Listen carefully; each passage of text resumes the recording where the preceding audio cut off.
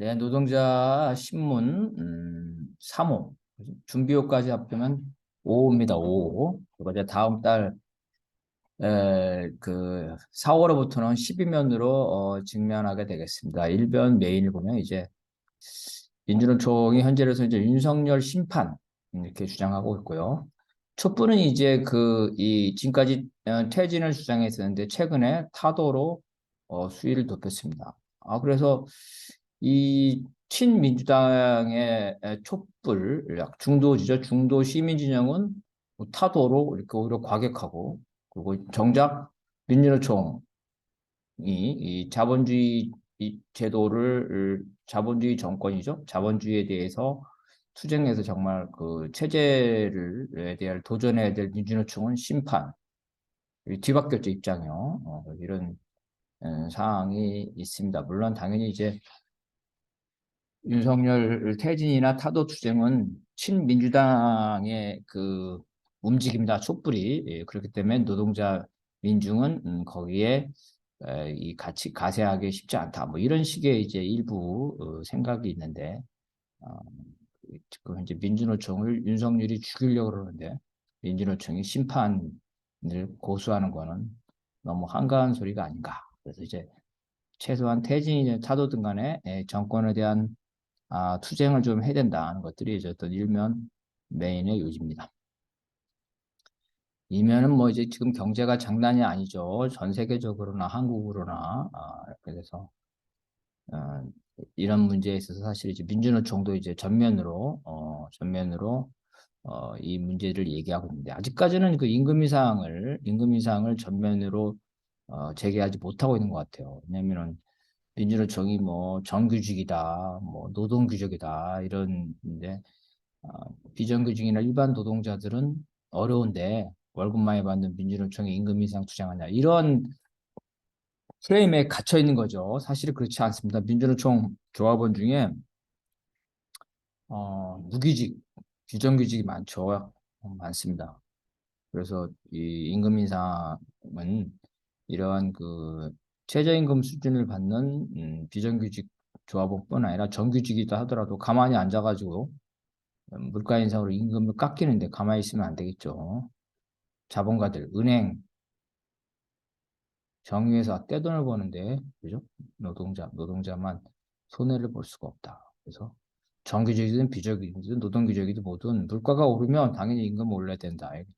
좀 더 강력한 투쟁을 해야 되는데, 아직 이제 공공요금 인상 반대 이런 걸로 나오죠. 그래서 임금 인상 투쟁으로 이제 좀 더 강하게 나가야 되는데, 그런 과정에 있을 수 있다는 거고, 특히 임금 인상 투쟁에서 중요한 거는 이 최저임금 인상 투쟁이 중요합니다. 실제로 최저임금 수준을 받는 노동자들이 생활이 되게 어렵죠. 우리 최저임금 인상 투쟁을 해야 되고, 이 최저임금은 단순히 저임금 노동자만 적용되는 정규직에도 임금 베이스, 기초임금이죠. 기초임금. 민주노총 상근자들도 최저임금을 1호봉으로 받고 있습니다. 이런 최저임금이 일반 노동자에도 적용되기 때문에 최저임금 수정이 매우 중요하다. 올해 최저임금 수정이 되게 중요하다는 겁니다. 그리고 이와 같이 이제 전기, 공공요금 이런 공공 서비스를 어, 개인에게 맡겨줄 때, 자본에게 맡겨줄 때는 뭐 에너지 가격이 오르면은 요금을 올리죠. 근데 에너지 가격이 떨어지면 떨어진다고 내리진 않죠. 재료비가 오르면 올리고 재료비가 떨어지면은 안 떨어져요. 한번 오르면은 떨어지지 않는다. 그래서 공공 서비스는 국가가 책임져야 된다. 여기서 나온 거 이제 미국은 여전히 고금리 기조다라는 거죠. 그 고금리 기조로 역시 가고 있고 앞으로도 그런데, 한국은 이제 금리를 동결했기 때문에 한국과 미국 간의 금리가 격차가 됐을 때 한국 경제의 위기가 심화될 수 있다. 이런 분석사. 분명 정치면은 이제 그 최근에 민주노총에서 노동 중심의 진보 연합 정당을 주장하고 있는데, 그거에 대한 의견입니다. 어쨌든 간에 2023년 총선을 계기로 노동자 민중이 정치 세력화해야 하는데, 지금까지는 후보 단일화를 하고 정당 명부는 찍고 싶은 정당 찍어라 이랬는데, 총선에서 후보 단일화 총선에서 국회의원 선거에서 후보 단일화 한 데도 거의 당선될 때가 거의 없습니다. 진보 정당이. 울산과 창원도 후보 단일화를 한다 하더라도 쉽지 않다. 더군다나 지금처럼 민주노총 조합원 총투표가 아니라 정당들끼리 나눠먹기식으로 후보 단일화 할 때 민주노총이나 노동자에게 아무런 감동이 없기 때문에 노동자들이 몰표를 안 밀어줍니다. 그래서 지역구 선거는 또 그렇고 더군다나 비례는 5개 정당, 민주노총 5개 정당 중에 아무 정당이나 찍어라. 이거 아무 의미가 없는 선거 방침이죠. 그런 무력한 선거 방침이 아니라 좀 더 강력한 선거 방침을 해야 되는 거고 그런 면에서 볼 때 그래서 민주노총 조합원 총투표에 의한 지역구 후보 단일화 그리고 비례에는 이중당적을 금지하기 때문에 불가피하게 선거연합 정당이 해야 되자. 이거 논리적으로 맞는데 우리 현재 이중당적을 금지해서 선거연합 정당을 만들려면 탈당해서 해야 되는데 쉽지 않다. 그래서 그런 어려운 점이 있고 그렇다 하더라도 원칙적으로는 좀 지금과 같은 그 아주 후보 단일화와 찍고 싶은 정당 찍어라 이런 식의 무력한 선거 방침에 문제가 있다. 좀 더 높은 수준의 총선 방침이 필요하다는 겁니다. 2020년에 연동형 비례대표 30석이었는데 이제 47석으로 늘어나죠. 그래서 연동형 비례대표제에 대한 경쟁이 시작되고 있습니다. 여기서 제일 중요한 거는 국민의힘이나 민주당과 같은 거대 양당의 위성정당을 막아내는 것. 이 위성정당을 막아내야지만 소수 세력에게 연동형 비례대표 가고 그럼 이 소수 세력이 누구냐? 누가 이 연동형 비례대표에 대해서 경쟁이 시작됐다는 거죠. 경쟁이 지금 이제 촛불 세력, 친민주당, 민주당 외곽 세력이죠. 민주당 위성정당으로 갈 가능성이 있습니다. 이 친민주당 세력, 민주당 바깥에 있는 친민주당 세력, 2020년에 위성정당이 나왔죠. 그거와 그다음에 정의당, 이 정의당이 있고, 정의당이 있고. 근데 정의당이 전체 진보 정치를 대변하지 못하고 있기 때문에 어떤 민주노총 중심으로 이 민주노총 당이라든가 선거를 진보 노동 중심의 진보 연합 정당을 만들자. 사실 이제 선거연합 정당이겠죠. 이런 것들이 이제 경쟁이 시작되고 있다. 민주노총의 문제점이 뭐냐면 민주노총이 강한 지도력을 발휘해야지만 영향력을 발휘해야지만 정당들이 압박을 받는데 그러기 위해서 민주노총이 강력한 투쟁을 했는데 강력한 투쟁을 통해서 어, 민주노총이 단결해야 된다. 노동자들이 단결해야 된다. 그러니까 정의당, 노동당, 진보당 단결해야 된다. 이런 밑으로부터의 요구를 만들어야 되는 투쟁의 요구를 그렇지 못하면 상층에서의 선거연합이라는 이 협상이 성사되기도 어렵고 당내에서 동의받기도 어렵다. 그래서 그러한 정치 투쟁, 거리 투쟁을 강화하고 거리 투쟁이 성공할 때만 이 총선 방침, 나가 정치 방식도 가능하다는 겁니다. 국제면은 이제 그 프랑스의 연금 개혁에 대한 반대 투쟁, 그죠? 여기 반대 투쟁은 노동자, 시민, 학생까지 다 포함되어 있습니다. 노동자는 당연히 자기 이해관계고 학생들도 결국은 이러한 사회복지제도가 자기한테 영향을 미치는 거죠. 미래의 노동자이기 때문에 고등학생까지 포함해서 하고 있다는 거고. 다만 이제 여기에 그 노조 8개 노조가 들어가 있는데 각각의 요구는 좀 다르다. 좀 온건한 노조는 일단 연기한 다음에 협상을 할 수 있다. 이런 입장이라는 거죠. 강경한 노조는 무슨 말이냐? 이 전면 거부한다. 신자유주의적인 정책이다. 거부한다. 이런다는 구체적 내용으로 보게 되면 이제 정년 나이 60세냐, 62세냐 이런 거 가지고 이제 서로 의견이 다르고요.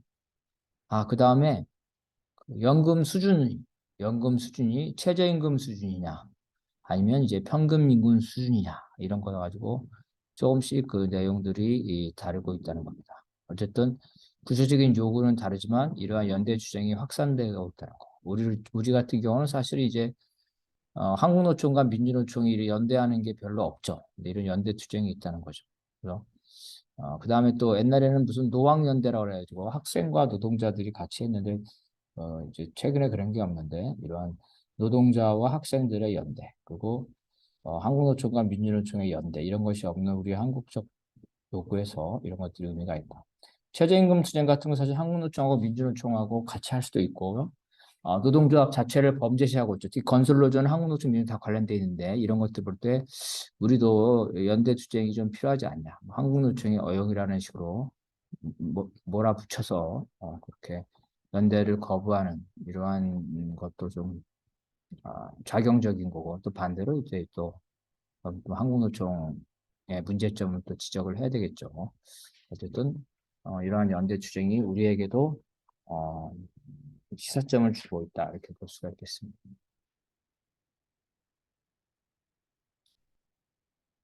그 다음에 이제 교육 특집입니다. 교육 특집. 그래서 어떤 우리 사회의 근본적인 문제를 해결해야 될 여러 가지 방식이 있지만 또 한편 이 교육개혁으로서 그죠? 이 교육개혁으로서 이 사회개혁의 그 기본적인 틀, 그죠? 기본적인 체질, 사회 체질을 근본적으로 바꾸자는 거죠. 교육이야말로 자본주의의 경쟁을 어, 체제화시키고 있죠. 자본주의 경쟁을 구조화시키고 있습니다.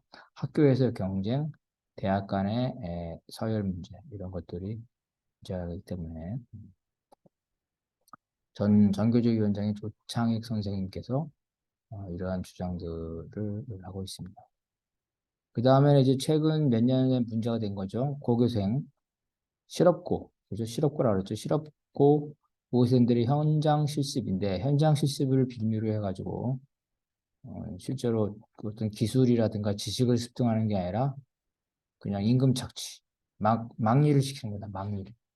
값싼 값에 싼 값에 임금을 착취하는 이러한 노동 착취이고 더군다나 이 고등학생들을 위험한 일, 그죠? 위험한 작업에 내몰아서 고등학생들이 연달아 죽었죠. 그래서 이러한 것들을 문제점, 임금을 착취하는 것. 그죠? 그래서 두 번째는 위험한 작업에 내모는 것. 네, 이러한 것들에 대해서 문제를 제기한 거죠. 그래서 고등학생이라는 이유로 아주 폭력적으로 임금을 착취할 뿐만 아니라 신체와 생명에 관한 위험에 몰아넣고 있는 이러한 현장 실습제도 이것들을 폐지해야 된다. 이런 주장을. 그다음에 이제 공무원은 이제 국민의 머슴이라고 그래가지고 노동자로서의 그 이 권리를 인정하지 않죠. 그래서 이게 국민의 머슴이 아니라 노동자다. 노동자로서 권리. 교사와 공무원은 노동권을 완전히 보장받지 못하고 있습니다. 단체 행동권, 파업권 이런 것들을 보장받고 있지 노동자로서의 권리를 박탈당하고 있습니다. 또 의사표현의 자유, 특히 정치행동의 자유, 정당의 가입 이런 것들이 다 박탈당하고 있습니다. 해외에서는 선진국에서는 대공장 노동자들이 이제 굴뚝 산업이 사라지고 있죠. 그래서 노동운동의 주력이 공무원과 교사입니다. 공공부문과 교사가 노동운동의 주력이에요. 이게 노동자 정당에서도 선거에 나가거나 이런 거 다 공무원 교사들이 나갑니다. 공무원 교사가 앞으로 노동운동의 주력인데 정부가 그거를 근본적으로 차단하고 있죠. 자본주의 헌법, 우리 헌법에서부터. 그래서 이 굴뚝 노동자, 산업 노동자 군대를 대신해서 향후에 노동운동의 주력이 될 공무원과 교사를 굴레에 갇혀 있다. 공무원과 교사가 노동자로서 인정받고 노동기본권과 정치적 기본권을 보장받아야지만 전체 노동자의 정치부대로서 노동해방에 앞장설 수 있다는 겁니다.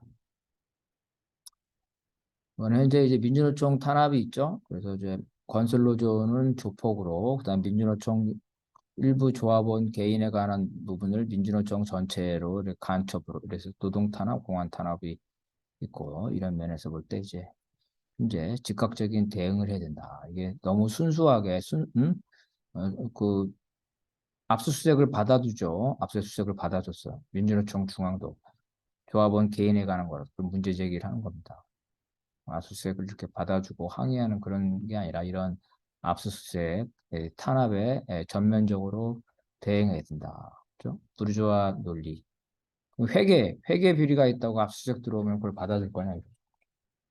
노동자들이 자기가 민주적으로, 노조가 스스로 민주적으로 어떤 회계 처리를 하고 있는데, 그거를 개입할 여지가 없는 거죠. 그래서 뭐, 정부가 일부 지원을 하는 경우도 있습니다. 그렇지만 정부가 지원하는 것들은 노조의 일반 운영 경비로 쓰는 게 없어요. 민주노총의 경우에는 예를 들어서 뭐 임대료라든지 정부가 지원하는 거는 임대료라든지 이러한 고정 비용이기 때문에 그런 거를 떠나서 고정 비용을 떠나서 노동자들이 조합비로 내서 자율적으로 운영하고 노동자들의 감시, 회계 감시로 되는 일반 노동운동의 일반적인 것까지를 회계 감사하겠다는 거는 바로 이 사측의 입장에서 이 노동조합, 그죠? 재정, 비리 이런 걸로 음, 몰아세우려는 거죠. 노동 탄압이라는 거죠. 사측이 노동조합의 회계를 감사할 권한이 없듯이 사측을 대변하는 국가도 노동조합의 회계를 감사할 권한이 없어. 지원한 게 있다면 그 지원한 부분, 임대료죠, 임대료. 그거에 한정돼서는 할 수는 있겠지만 일반 운영에 대해서는 할 수가 없다. 이제 기획입니다. 이제 전원배동지 재밌는데요. 현대자동차 정리하고 투쟁에 그 당시 현차 집행부가 소극적이었기 때문에 거기에 노조 활동가들이 모여서 이러한 적극적인 투쟁을 하면서 현차 집행부까지도 어, 정리하고 점거 투쟁까지 가게끔 그러한 견인했다는 거고, 그러한 이제 그 유인물 와일드 캐치 파업이라는데요. 그러니까 집행부를 비판하면서 집행부가 강하게 투쟁하도록 하는 것들 이런 거죠. 이런 것들을 했다는 그 사무실을 이제 현차 노조 사무실 지하에 찾았다. 재미있는 얘기입니다. 자, 지금 이제 비례대표 선거협 연합정당, 뭐 위성정당 이런 식이 많아요. 정당 명부 그거 관련된 건데. 그래서 비례대표 정당 명부가 진보정당에게 도움이 되는 건 사실입니다. 그리고 이러한 정당 명부가 민주노동당의 헌법소원을 통해서 실현됐고, 그래서 진보정당이 항상 10% 득표율을 항상 5석 이상을 확보한 거는 맞는데, 이게 진보정당 노동 정치가 거리에서의 현장 정치와 함께 의회에서의 정치가 같이 균형을 맞아야 되는데, 이게 비례대표에 너무 집중하고 당의 명망가들이 투쟁보다는 국회의원 빠지자는 데 관심이 있으면서 민주노동당, 그죠? 노동정치 자체가 현장에서 투쟁하기보다는 국회 내, 국회 내에 의석을 획득하려는지 국회 내 활동으로 스타원, 노회찬 심상정 스타원들이죠. 이런 것들에 집중되면 스타원이 나쁘다는 게 아니라 스타원들의 원내 활동뿐만 아니라 이 바깥에서 의원들이 대중투쟁에도 앞장서야 되는데 그러지 못하고 원내 활동에 몰입됐다. 결국은 서로 국회의원을 하려고 특히 비례를 서로 하려고 하다가 선거 과열, 일부 부정선거, 그죠? 이런 것들이 되면서 결국은 통합진보당의 부정선거 시비로 내분이 일어나서 폭력 사태까지 벌어지게 되죠. 분당이 되고 두 차례의 분당도 사실은 그 내면에 보면 무슨 뭐 종북이다 뭐 이념 논쟁이 있지만 사실은 명망가들의 이 비례대표 의석을 가지고 있는 다툼이다. 그래서 이들이 2008년에 민주정당 때 탈당했죠. 근데 다시 또 2011년에 민주정당과 통합하잖아요. 그래서 이념 논쟁은 핑계에 불과하고 대중들한테 마치 이념 논쟁인 것처럼 보이지만 실제로는 국회의석 획득을 하기 위한 경쟁이었다. 자기들끼리 경쟁하다가 자기들이 싸우고 분열되고 있다는 거죠. 그런 문제점을 지적한 거고. 이거는 이제 문화기본법, 노동당의 문화예술위원장인 현린 동지가 쓴 글입니다. 이제 문화기본법이라는 게 있는데 이 전태일의 정신이 뭡니까? 전태일의 정신은 그냥 우리로 치면 8시간 일하고 8시간 자고 8시간은 자기가 하고 싶은 거, 취미생활, 문화생활, 스포츠생활을 하자는 거죠. 여유를 갖자는 거죠. 그래서 전태일의 정신은 노동자는 기계가 아니라 노동자도 자기 여가와 문화를 누릴 그러한 권리가 있다는 거죠. 8시간 근로기준법을 지키라는 거죠. 그래서 그렇게 투쟁했듯이 우리도 노동자 민중이 문화를 항의할 수 있는 그러한 권리, 이 권리를 지켜내자는 거죠. 전태일 열사가 지키지 않는 근로기준법을 불태워버리듯이 지키지 않는 문화기본법을 불태워버리자. 아주 뭐 선동적인 얘기를 하고 있습니다. 독자 투고는 이제 최근에 정의당이 이제 의원 불체포 특권을 내려놓자고 주장했습니다. 이게 특권이다. 특권이다 정말 뭐 나쁜 의미로 들리죠. 그런데 의원 불체포 특권은 행정부가 옛날에 왕이었죠. 왕이 의원들을 함부로 체포하지 못하게 하는, 그래서 왕을 견제하기 위한 개인의 특권이 아니라 삼권 분립에서 입법부가 행정부를 견제하기 위한 겁니다. 의회의 지위에 의회의 지위, 개인의 특권이 아니에요. 개인을 위한 게 아니라 입법부를 보호하기 위한 겁니다. 그래서 이제 이거를 내려놓자는 정의당이 주장을 하고 있죠. 그래서 일부 사회주의 국가도 있고 미국 대부분의 나라가 다 가고 뭐 문제가 있다면 이게 대부분의 나라가 이걸 유지할 리가 없는 거죠. 삼권 분립에서 입법부를 보호하기 위해서 대부분의 나라가 채택하고 있는 거예요. 근데 이걸 마치 개인의 특권이라는 식으로 내려놓지 않은 문제가 있다. 두 번째는 이재명 의원이 그 출두를 했죠. 출두를 하면 진술 거부권을 하더라도 일단 출두를 하면 체포 사유가 없습니다. 체포영장에 나올 수가 없는. 그다음에 구속영장인데 일반인도 불구속 수사와 불구속 재판을 합니다. 당연히 이재명도 불구속 수사, 불구속 재판을 하는 거죠.